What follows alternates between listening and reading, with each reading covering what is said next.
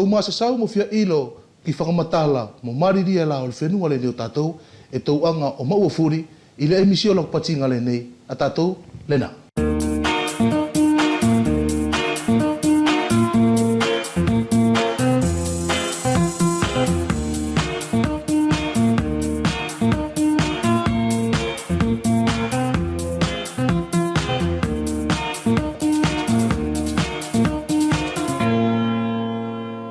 Ka inga e whakapapatu malol ka takiti mo le whaktasi mai whoki mo mātou i le nei afiafi. Ko le noanga o le kamatatu o le whilawele ni a tātou, ko le nei whaimua se a whalongo kua teu teu i ke kamata atu ki ai a le whaktasiri a tātou la.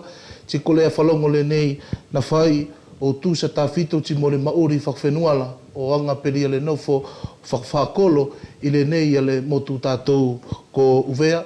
E tau maua whakamatala mi ai, ti mo le tamana pe ko se tupuna le nei, ko papiasi whalai o, ho le nā a se a whalongo na whaiki ai. Ka inga malo sa koto kataki o hange pe ko takutuku atu i te uwaha ani kua hili, e tō hoko atu ai pe te aru anga pa mutato ki te mpalpalalau pa mo te tamai ani, ko papiasi whalai o. Te whono whea ai e na whiriwhiri e tana ulangi a ki whakakolo, papi.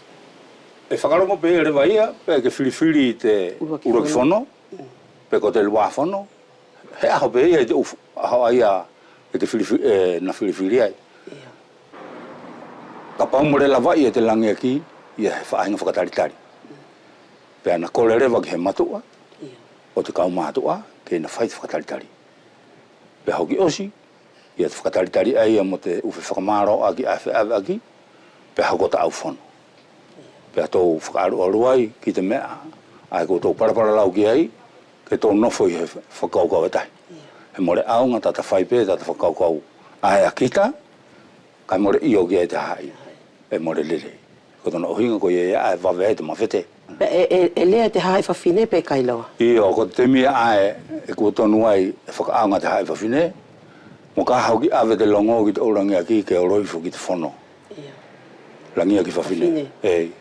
Pea o tātou whakatai mo te hai whawhine, o whono. Pea ko te mea whai te hai whawhine, ko te nofo whakalongo. Mo re paralau te, hoko paralau te hai whawhine i. E hoki osi, pea rea mai te langi aki, pea ko te purekoro, kai ko te langi aki i tāwhito ina rea, na ia he langi aki whawhine, pea ko he whine matua, e hana whakaukau ki te whaenga mea ani, pea hoki osi pea paralau. Pai mo le whara ki pararau furi. Ka ke ilo isana i te miani, e o sifo pe a whine matua, lea mai a whine matua. Kua hoko whai pe. Sio na hinga isana. Whewhia i la papi mo kātou le wahi tōko via pe mo te mauri whakakolo, whewhia te whaahinga whai o te u whakaha ai ki tua. Iyo. Soana ko te whaahinga tōko via heko mo he koro. Ko tōna uhinga e au mahani. I te temi ngata o i polito. Hoko mai ai mo whano, hoko mai ai mo viko, hoko mai ai mo mahe ani e nofani. Pea ka tōna uhinga, e tō mua popo mua tātou i wharefono. Ko nofo ake ai, o whakaaru ke kumi mua. Kumi ake kumi mua ki te whamiri. Pene e kua au mai la, ia te certificate ai mai sia. E ka tōna uhinga te kumi a te pepa, e tonu ke mafuta te pure koro mo tana umatua, oro ki a pātere, o te certificate. He kātou wherere i a te atu mo rehe ki tō awa te certificate, pe me pātere ki tō mai mua kumia ke. Ei, o tō whearai ke tō kina pe tō uita. Ko tōna ohinga ai. E mua i te whakahaya ka pātere. E mua te whakahaya ka pātere soana, ko tōna ohinga ani, e tonu ke alu whakahaya ki te uariki, kua i loi a te hola o te misa. E wheia. Ko tōna hinga ai a... Pea ririu mai mai a pātere, pa koto pe te oro ki te uariki? E ririu mai a pātere, pea e tonu rewa i te ke oro ki te awhiora belua. Pa ka ke oro atu la te whangona, e tonu ke matapoto. Ka oro tō oro atu ki te awhiora belua, e more he, more whaha. Ai a nofu mai ai. Pea ke kore he tahine ko ke mahani ki ai, ke aru nofu mai a tawha te awhiora belua. O more whaha. Pea te lakanga ia e ia whai e te whakatau mo uri mo te awhiora belua. Moro ke more ke paralau kua ki te awhiora belua. ko te morfaha e guru whakatau paralau. Pea osi, e hui whakaha bere wa te whikau, ki tana awhio, ko hana whanau tua, ua hako ki ai te pāi te ariki. Pea osi. Pea ko tō Mario mai ai ki a whai. Mario mai ai, o mai, o oru ki te ariki whau o te parau ki a. E au paralau bau ki monei. Ia. Ora o toi hoko au, pe ki tō parau ki ala. O mai ai o oru ki a whatu aika. Ia. Pea hiri a whatu aika, oru ki a mukoi whi. Pea oru ki te whai pure. Pea o mai rewa ko te tūri o te temi, pea kore rewa, pe vailua. Oro ni ihi mātua. O ka mata mai lota arahi, i a karawhiria, o arui whai, o ngata mai ki utufua, o mai tahi o mātua oro, o mai a takara pea mo tui hoa, pea mo karea. Kalea. Hoki osi, pea maapo opo ki te whare whakatahi a ngā o whelara i ai. O he kotona o hinga, i te temi ma ai i au i taku mahani whiaunga. Ka tai ai whaikore tō whelara i ai i te wharewhono o whaihekawa. Mahina mai tau tuku mai papi ne ko ke mahani te ukonga whakawheno ani, ne ko ke whukawenga pe whukila, whe te miloloanga te kolo ani ko hato fo. Tōna uhinga lai te utemi aia ne ke langia ki ne ke muri ai te u ngata o te utemi aia, ne whainga fuai ke ako i te aluanga pa me te whai e koe tau take ki te hahai o te kolo ani o hato fo. E Sean, so koe. Ko tono hinga to tonu aen e whealai kau whi maari e taku taki te kolo. He ko tono ne au u wheaunga rere pe taku whakaukau mo to koroto i taku muri i te temi ngata o i polito. Hoko mai e mo te temi ngata whana wakarepu. Hoko mai mo te temi ngata ruto viko tanginoa. Pea mo te ngata ai ni la foto ai ka ne no fane. Ko tono hinga ku au murke au homuri heme. Ku au lavai pe ko mahino wheaunga pa ku au lavai pe i te aru whakahokataranga. I te whakaariki, pea mo he potupe e wheara ka au aru hoko ai he parara. Papi ko ni ko tata o spele vai te temi palpalalau taua, ko tā hina o toko ni whakatamai pe whakakui, e ke whia toko mai, ki te taiake ani o te temi o hinga pe mo te uanga whai whakawhenua e te maori whakakolo ki tōna hoko atu. Ia, sana, ko te mea beia e au whakaamuki ai, o tai tangata o te temi. E au iloi papau soana, tai tahinga te tangata, e na iloi ia te anga whakawhenua. Pea na iloi te anga whakaapa. Ai, ki te nofo whakaariki, pea mo te whelawe e pe mo koe mo he tahi. Ia pea au whakaamoa ki te tai tangata o te temi, ke na tō muri i pe, ia na i me ai hauko i te korotakitahi, ke Europea whakamao musisio, ke na tō ilo i te mea tonu ke whai. Whakamare o lahi atu ia papi, ki te aroanga tō ofa pa mo tau tuku mai e te ukonga furi ani nea whi ilo atu ki ai. Hange pe ko tau tuku mai, ko nai ufofonga ana e whakangalunga ta aia ki te hoko atu. Pea kāinga kātoa e whakatahi pēr mo mātou te lakanga ani, kua mahino ia te aluanga pēr mo te kumilongo ne whakahoko mai ki te loto whale o te tamai ani. Ka ke whia lo atu ia tau whia maulongo o hinga pēr mo te uanganga whakawhenua a tātou. Ka take mai ki haatofo nei, ka take mai ki a papi whalaio, kei na te hoko atu tōna whakamahino atu. Ko mātou whakatahi ani, ko mātou ofa pēr mo tau ine atu. E whakamalo atu whalaio ki le noanga o le whai whakamatala. Ka e matala ka inga ko le nei a le whaktasi tātou i le emisio lakupatinga i le nei le whewhila. Ka tau lakupati whaktasi e mo se taina. Ua whakawhi mai ki le nei ka inga o tātou la. Ko sakumani manu o halalo. Tangata le nei e ngā oi i le servisio le lapose o tātou e futura nei. Ka e tawhito i le vaenga le nei o masini timone ngā oi furi. Aonga ki whaksoko ria o ngā oi furi ala e whakasoko e le nei servisio lātou i le laposela. Sakumani e whakamalo atu, malo whai le noangari o lau kātaki, timo lau tari marifoki le ia le whakawhiria na whai atu. Io, a porsio e awatu whai ala whawhetai mo whakamalo ki potune nei o, le noangari o lo mauri timo lau kātaki foki, o le alo whali o le aliki o whawai mai ki e tau a stemi whaunga, ke whealai whai o whlawili whalala te alene. Io.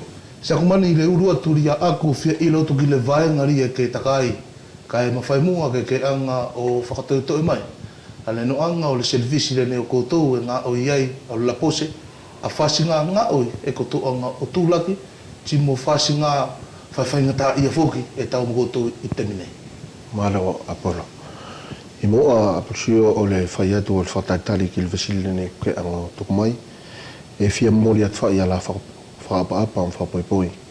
Ki a lato furi ko le mautu langa o le motuli ne tato ftuna nei flak whai ki motu ovea.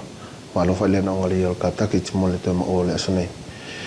Whawheta informalo ki le potule nei o le kaunga oi ne apusio ko tono whai.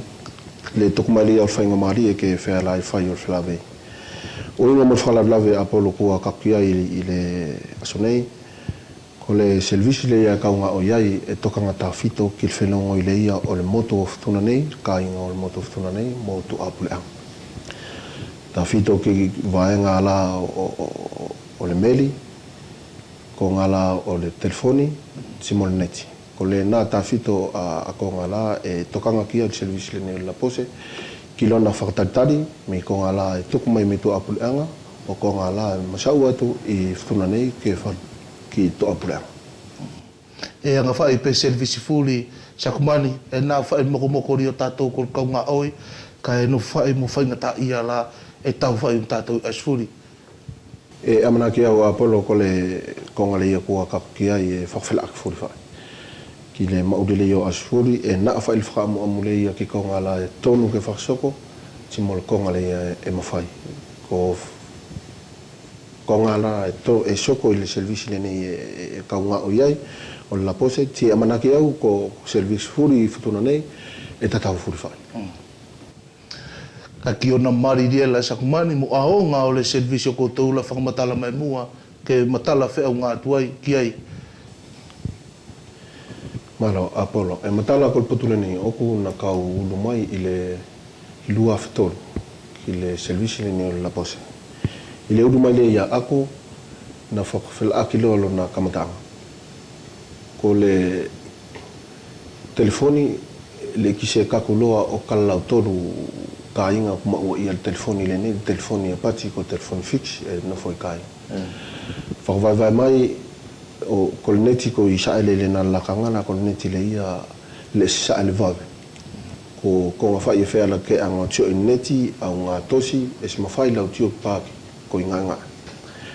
O ki mea i ti upati au te milena ko ngato anga whae ia o le mari ele ia o telefoni.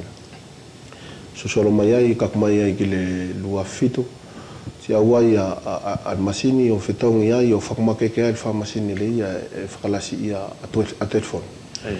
O kakumai ki lua fito ku whaela ka matou kaku o pati ka lau lima telefoni i whetuna ni. Le na whae telefoni a whea. Kako mai ki le lua whewalu o kamatatau mai ai loa a neti le ia na pati i ko neti whaele vave. Ona a kongana e kako mai ki le servisi le ia matau ali ia la pose whaptau o tātou. Ku pati whai au le nā te mila ko ngata anga ia o le maari e.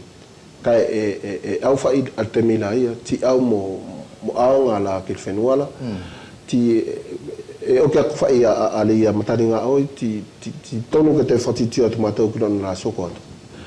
O kakumai ai mo le telefoni toto e lua whakawhawhutu toru.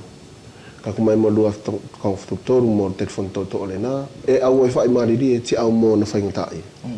Kakumai ki te minei ua ngā oi i mai a le kapale nei e pati e au i lalo tuakau. Ke wheala lana tanu ke kaku ki kāinga le ia o kāinga wheala ke whai ia ala tau whelongo i tu apule ang. Ti i lakanga nei, ko ngā oi lasi le nā e motou anga tūla ki te nei, ke wheala, ke pati, ke whakawhainga o fia i a whelongo i ala e whai i telefoni i tupon neti, e whai el kāinga tu apule ang.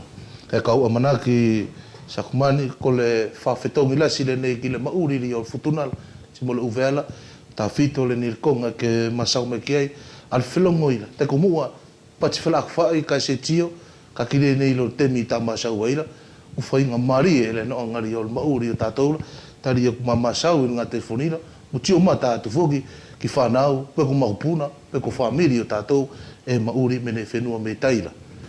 O anga Apollo pere ia laku anga o tuku atu i kamata anga mai o laku runga oi, ko nā whetu una kauru mai e ila, le ki ai se aonga ai ke whe aunga, ke nofo mo le whenua pe lau anga toko mai teminei o tonu ke kalanga, ke tio o ke masau ki au famili tu apulea.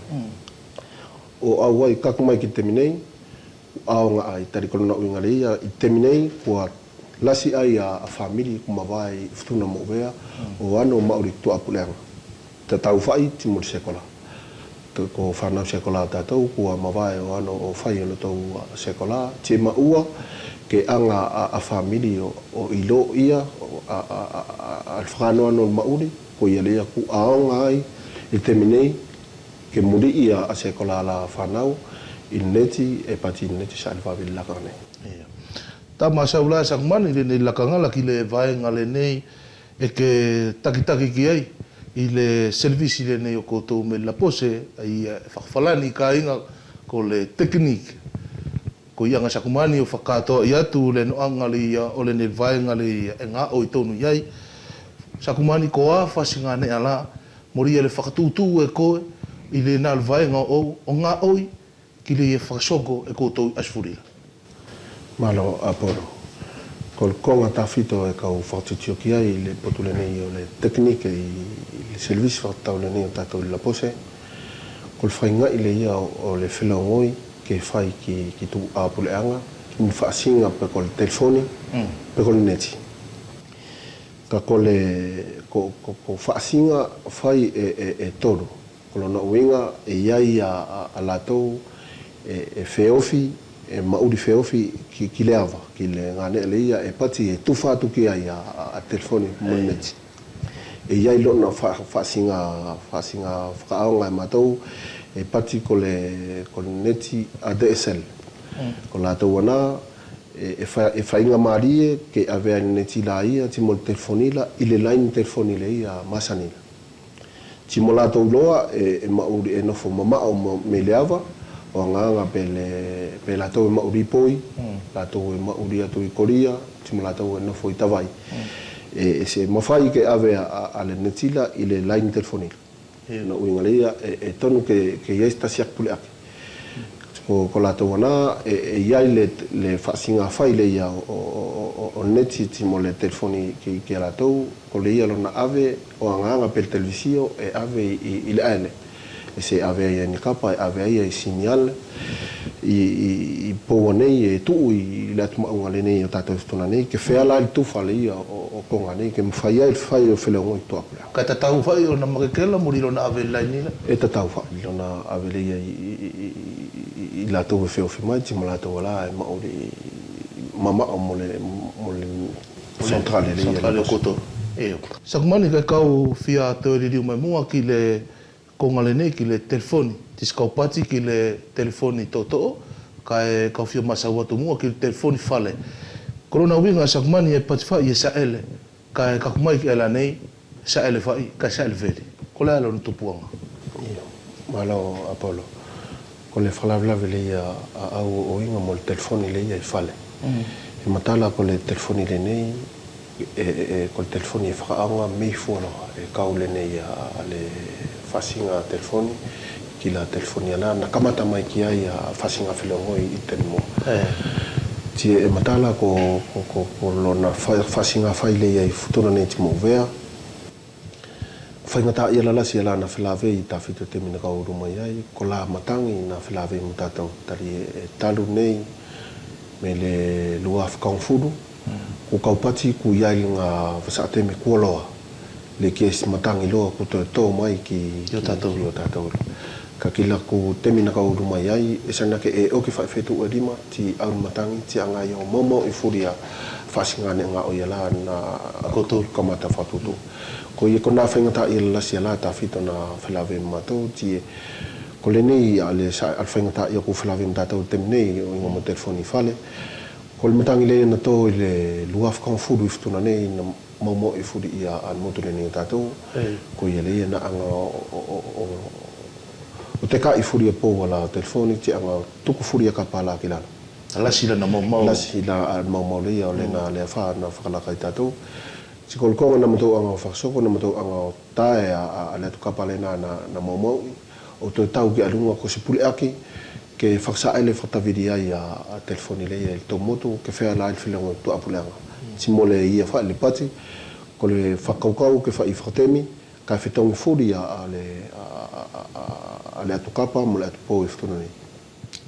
O kakumai ki te temi nei, ko le kaungu tasi whetu ule nei, ko konga wha i a la whaksoko e mataula, ko lona pipiliti, ko lona toi soko ka ko le konga le kua whaingata ala tako kapala ku lavlavea.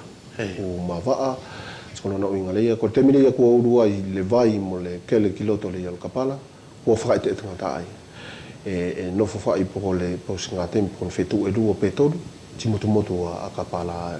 Ko ia e kakumai ki aso nei, ko whaingata i tawhitone nā ko whilawe mo mātou i le servisi le nei kaunga oia. Ko i vele nei tupu e sa ele veri fine ki o telefoni whale. Pena Apollo le tupu ai lona whaingata taku kakumai tātou whetu ku pati ku motu a kapala ia tawhito ala i loto o kapa tau sa ele le alala, le ni whai ku sa ele veli ai a nei titi mo telefoni ala.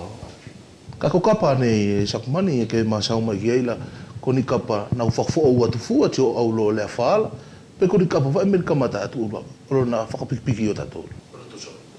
Na uru mai o lua whtorula kuia whai a kapa la ke whaksa ele ai a le tino le lau lua tupu telefoni le e whtuna nei. Ka kolia lo na whakalasi kakumai ki le lua wheono na matou ango toi tosu fo oua i a whakalasi mai a laini telefoni ala i whtuna nei. O kaufuria na furia kapa ala na toso e mataula i le maumau i le lua whakaufurula. Tikone ni lolo na whawhine ki la loa, e ste mo whai fuke te whtongi? E mawhai lona whtongi. Ka e kole pule aki lea kua matou tio atu ki ai, tari e ko le tataanga le nei e nganga pe telefoni fix, e longo whai ako ki tu apule anga ku whaka au whai lona whakaoki oki.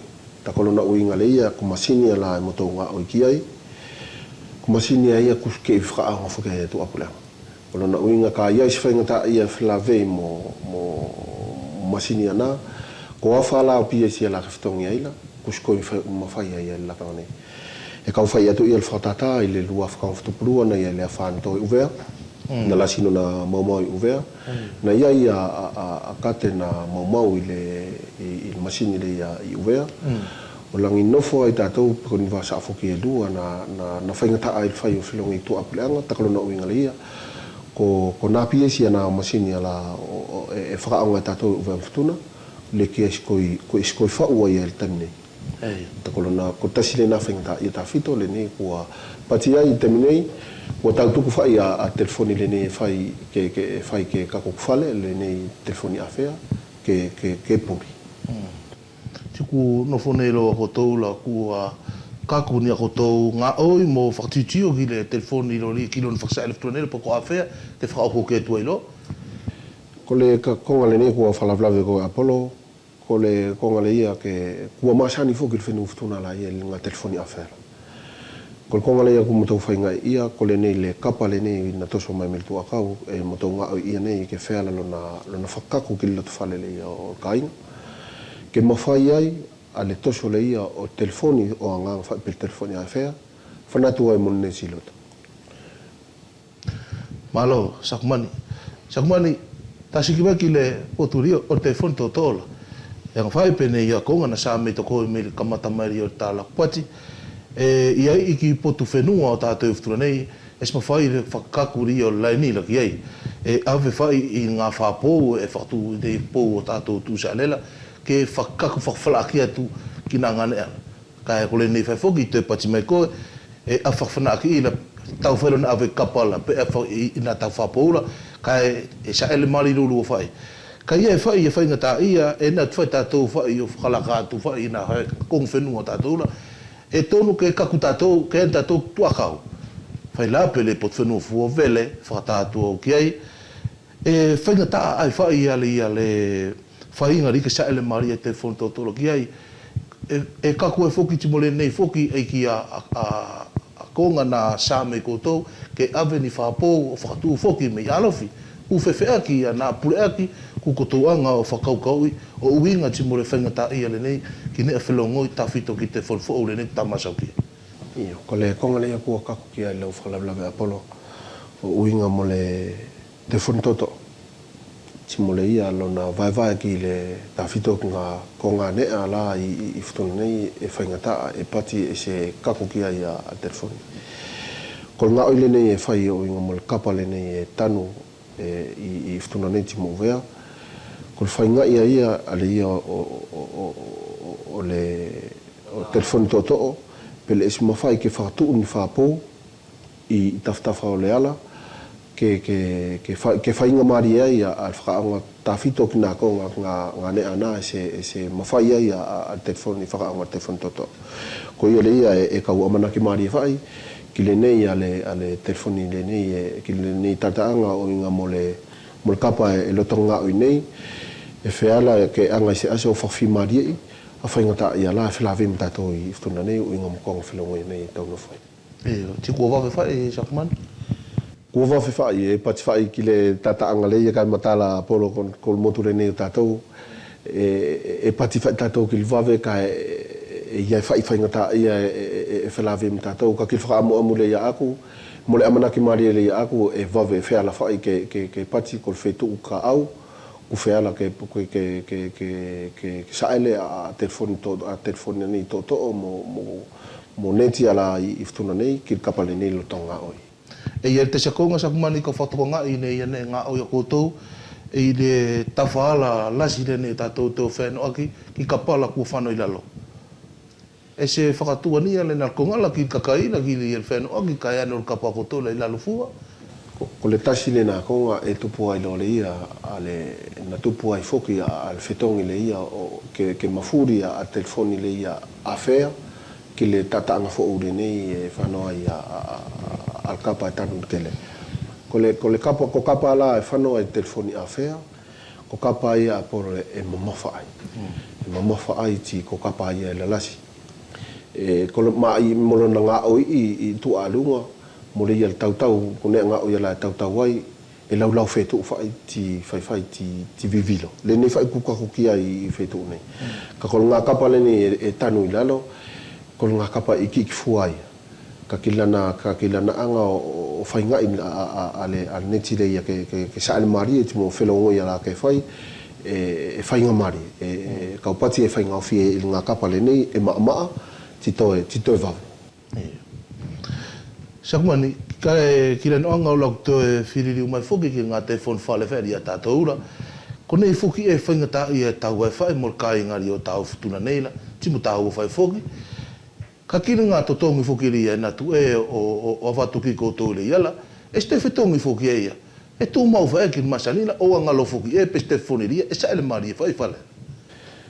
Malo Apollo, ko le konga le ia kua kako ki le totongi le ia o telefoni, e matala e whaingata ala ku whakatari atu ki ai takora na uinga le ia ko mātou ala ko kaunga oi e au whai mātou o whakasoko o mātou maua whakalongo ki le patule nei o le kautaki ka ki le sorire o le totongi le ia e whakasoko e iai whai ala tau e tonu ke pati ki ai tikol ka inga le ia e kakua ki le whalunga oi ko lana telefoni e sa eleveli e whaingata aki potule ni oku ke kau whawhiti e iai a whasi anga konga e matou anga o whai i servisi le neo matau ke whakamama ai mo ka pau ko telefoni le ia ku whaingata alo na whaksa ele po ko telefoni le ia ku sa eleveli e iai whai a konga o uinga molon totongi e matou anga o whawhainga o whie ki le potule na malo Sakumani, whakamalo whai whuki koutou i le nuanga o toka ngai mai, i le nei mamae,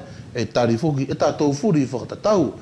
Ka e whiaste soko atu whuki i Sakumani, i le nei alau ngā oi mai, mi le temi na ke takitaki ai, pena ke uruai i le nei servisilo, ka kumai ki la so nei, whewhea ki lau tio ki whakanoano ngā oi, ti mo koutou furi ngā oi le na, a le servisila, ki la ko ngā la, ki le whai o ngā oi, ti mo le whai whakatasi o ngā oi, pe tio koela e iai ni whasinga konga e tonu ke awatu i le ne whainga maria la ki kaunga oi o ti whalaki ai mo le nofo tātou koutou mo mātou ala i whawhola ki ngā oi le nei mauinga koutou ang whasokola. Malo Apollo. Ko le vesili mauinga le nei ko ke anga tuku mai e matala ko le potule nei e kaunga o iai e se koskonga e whainga fie. Ko konga furi o mauri e whainga taa. Ta fito ka kita anga o whakatiotio e kita anga o takitaki a lunga oi e whakalongo lona maari e foki e iali tata anga pati ko le waka e whakalongo whaile na maari e ki lona kapiten. Ka kole konga lia kua kakuki ai e whainga taa Apollo mo ka pau e kita urunga oi o kita anga whatatau la kita ngā oi futuna nei pako uvea ki ngā oi ala e whai tu apulanga. Ta kolona uinga le ia e au whai mo ako me lau la lot fale ko au ako mo au whakaukau mo au manatu ti mo konga la e ke visia kia i lo tatou mauri whakfutuna. Tiko nā konga la e uru mai au o ngā oi la na whakalaka foki au ia. E au e temi le is whakalonga foki au ki le ia a Kristano taki e whawhai mo au ki lo okoloto. Pe ko le ia konga le ia pati ko whakatoe whai mua. Oki ka kile kua lolo mai a lakunga oi i service le nei kauna whai ku kaupati. E se mawhai ke au a ni iki me tu apule anga atu o te langalanga i lea na onga le ia whai o ngā oi i ftuna nei. Ko tātou whai ala e mauri ftuna nei ina a ria e whela ke te langalanga i ia. Whelawe i tātou mwhai ngata i ala e tau whelawe mo i ala tiko a tātou lolo na pule aki. Tiko le ia a lau whalau lawe a polo o uinga mo le vai o whasinga ngā o i motu o ngā whai. Ko whai ngata i ale nā e whelawe ti mo au i a kuri a ria e takitaki i a kau ngā oi. Ka kola ko whakokole whai e kau o ngā whai ka pau e mo tau loto e tau loto ke tau a ngā whaksoko se konga ke iku maari ki le whenua le ia tātou tie tono ke motau anga o toto o whakatasi ngā oi o langa timtio i whangata i ala whelawe mo motu le neta. Iyo, ki le nei ngā nei tua i a koto service la sakumani lau fuatu e wheaunga a le nei ngā kele koto no whaila pe tonu ke koto to iskisi ngā nei lau la sila. Uinga ta whito mo nei ngā oi a koto. Ko le nei ngā nei e motu ngā oi i la Apollo kua ikiki. Na whea unga whai i la wheto una uru mai au la tari e le ni masini lo ai ke whakawhea. Ka kile ia le au o le teme ti au mo na whasinga nea ngā oi kua au mo masini ai kusakina ke kaupati i laka ne ku kopi a ngā nea le ia moto ngā oi ai tari e kua au a whasinga pule aki o telefoni ki lona whaksaale ki mua. Ka e nofu whai mātou i ngā nea le ia na kamata mai ai ngā oi lai. Tiko i le i al whatitio atu aku, ko tonu ke te tio iake si ngā nea, ke te laulau lasi ake, ke whakawhainga fia le i al whaksokor ngā oi.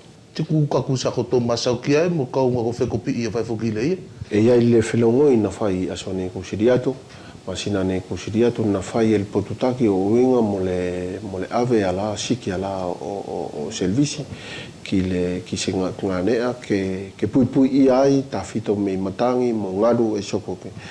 Tiku whelongo i ana koe lor tonga whai, le ki se tuku mai lo ai se tonu ke papau, o inga mo konga ana, ka ke whaka amu le ia aku, ke wheala i se aso, ke kaku, ke wheala i whakawhainga while ia o whai o ngā oi. Malo, sakumani, kol mau kira le nā, kol ngā oi la, e pale whai temi ka inga, ti pale whai mo nea ngā oi, ti tonu whai fuki ke te whakalaulasi mo ngā nea ria, ke no whakita i aila, ke o tatou ngā masini. Kai sakumani, i le noangali au le tā lakupati, i le whiawhinei, e kauwhia tuku atu, le nele whainga Mariela, ki le nei lau ngā oi, e ke nofoi, ti mole ia le selevisi le nei e koutou tau si tu mau ki e, uinga e whae te mo nei mariria, ke mauri ei a lātua nei, ka inga o tātou i futuna nei, na iai sau moko, ke whia anga o tuku mai ki le noanga o soko atu, ti mo nei a konga e koutou nofu whae, mo moko i le uinga ri o koutou e ngā oi servisi o whakawhalaki ai ti mori e whaifoki a le whakataritari al kakai ki ria koutou kaku atu whaksokolo tonga a koutou ngā oi i o lātou. Mahalo, Apollo. Ko le konga le nei kua whakaoki ai le tā whelongo i le aso nei, ko le whakaamu le ia aku. Manaki mari e au ki le nei a ngā oi e lortonga whai nei, e wheala ai ke motou anga o whakawhi mari, al whaasinga whai le ia o le whelongoi, e le tangata futuna, e le whawhine futuna, mwhana futuna, ke soko kislakanga usko i maua ane whaingata ia ko e whelave nei mo service nei matau. Kono na uinga leia e mawhaiwhai ki aso nei ka soko mai, ki nei masina kato mai, ki le nei ngā o i lortonga whai, ke motau anga o sauwhaki, a le nā whaingata ia whelave nei mo service matau. Whakamalo atu sakumane ki le anoanga o le whakauku ki mai, o le temi whelave le neo taua ki le nei a fiafi, ti e ke manu ia whai sakumane, a le liliu atua au o te soko atu a le whakasoko whai a koutou ngā oi i le servisi le nei e koutou tapau ki ai. Kai e anga whai ka inga peri e whai le whakauko ki atu e sakumanina a moko mariri ala o uinga mo le servisi le ni ala tau ke whakamanu i atu e whai fōki mo potula ki koutou kau ngā oi o le servisi o la pose al soko atu whakasoko koutou ngā oi timo alo whatu umau whai fōki whai ngai longo e whai o na verila tako nei kua sa mai kunga ne ngā oi la whai ala e tautola ani e sasa el vere tue ngā laini ki tātou pe koanga whasi ngā whakaanga a tātou ki ne e furi e au me la pose ka tāki whai na whela aku whai mauri la ia e pale whai te singa nea ti tanda tuma mari whai te singa nea pe tolo ka tonu whai ke tau mauri la whai ki ai ko le nā ka inga le noanga o le whakawhelaweri na teuteui ke tau whakatasi ai i le whiawhinei whakamalo whai ke sakumane ki lana kakumai o whakoloa a le noanga o le whiawhinei neo tātou. Tau soko atu ka inga i le lakanga nei ti mo le whaiva mako ko le mako le nei ka koutou tiu mai ki ai ko le lakalaka a halalo na tā i whakawhiawhia nei na whakasoko i uvea whakamanatu ai a le aso o whalani i le wheture nei lua whekaua futupulua.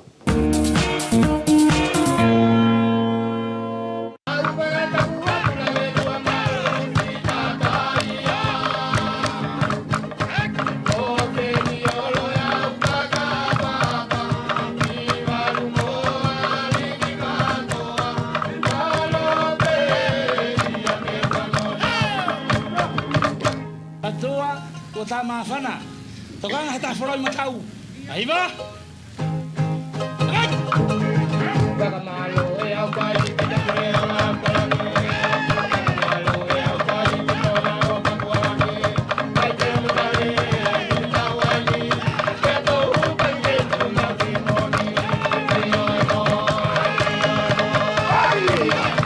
e ki moni te me kai kovielo mago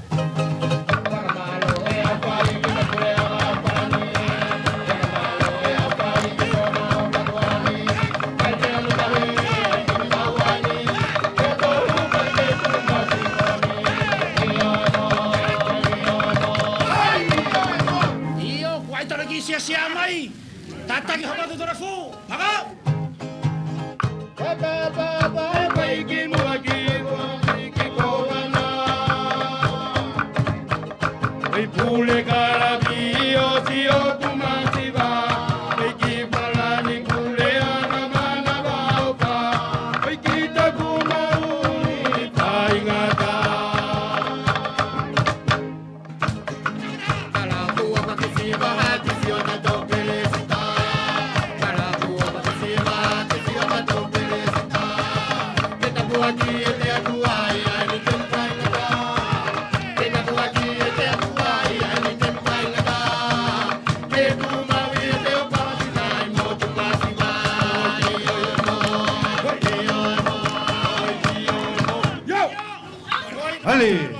ini pembara Dova.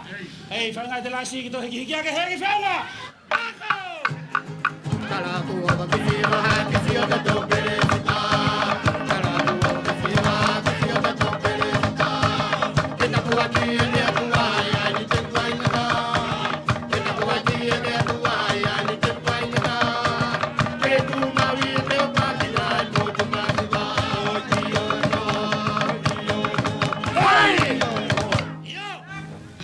Vale, vale. Bonita que foi olhar com o que foi tomar uma beia. Maro. Togo. Tá inga e tá peui e tu e pe aí a parani. Vai tu pe olele mai. Toca ga inga tia a parani. E to no coma ule que aí. Por mais não é que tá todo tomar o que farani. Quando ir lá e morrer tá aí. Kalakua pakisiwa kisio tatu pelesita. Kalakua kisiwa kisio tatu pelesita. Kita kuati ete akuaya ni senpai ngata. Kita kuati ete akuaya ni senpai ngata. Etu mawi ete opakita kotu madiwa. Iya ema, iya ema. Adina. Kalau. Kalakua pakisiwa kisio tatu pelesita. Kalakua pakisiwa kisio tatu pelesita. Kita kuati ete akuaya ni senpai ngata. Kita kuati ete akuaya ni senpai ngata. Etu mawi ete opakita kotu madiwa. Iya ema, iya ema, iya ema. I le whetu whoki kai ngā lua whetu palula na whakatasi ai a le kauariki katoa o uvea kai tā whito i le palaukia o mua o whai ai ani whakatokatoka ko nei o na pāki tā ofi mai ke tō whakatasi ai i le whiawhi manatui.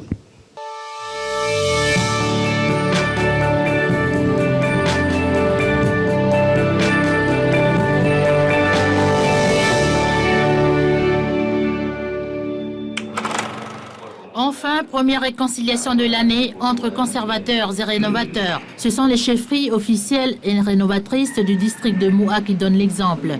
Ces dernières, grâce à la volonté et aux efforts de chacun d'entre eux, se sont donné rendez-vous hier en leur fallait de réunion à Mlafo. Après presque 3 ans de tension, quelques heures de palabres seulement ont été nécessaires pour établir l'entente entre les garants de la coutume. La rencontre qui a eu lieu hier s'est déroulée en toute sérénité et dans le respect de chacun. Le chef du district et moi avions œuvré depuis plusieurs mois pour que les deux parties se réconcilient, tout en respectant le titre coutumier de chacun, car tout le monde a été nommé selon la tradition.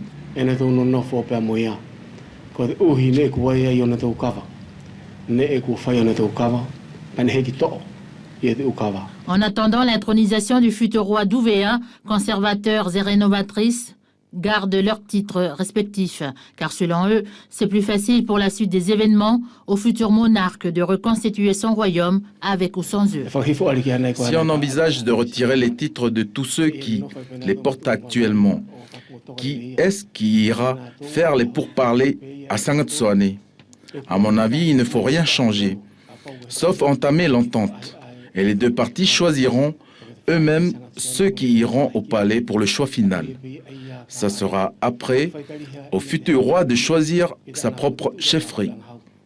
Et je vous confirme qu'aujourd'hui, le district n'est plus divisé. Le premier pas est franchi, le plus difficile reste à faire, celui de discuter avec leurs sujets. Des discussions qui débutent ce mercredi pour les rénovateurs.